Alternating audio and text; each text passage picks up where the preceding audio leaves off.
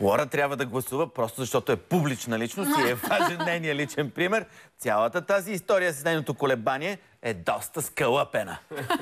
Вчера го имаше също. Добре, Павка. Едно проекто предложение за кого да гласуваш, Лора, една новосформирана партия, НПП, Националната партия за почивка. Да. Имат си хората платформа, имат си цели и дори история.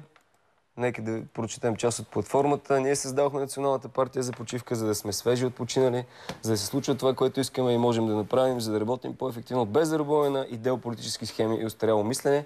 Виждате каква е емблемата. Аз не разбирам много от хералдика, но това е коктейлна чаша, стисната в ръка. Така и само да изброиме част от членовете. Тончо Тончев, който е отдел дребни и бакшиши. Много ми хареса това. Също така има от шопинг гуру, ценител на бирата, парти машина. Също Диан Шиваров, който е гурме и релакс радетел. Така, сега искам на вашето внимание да представя един мой приятел, който ми се обади вчера по телефон.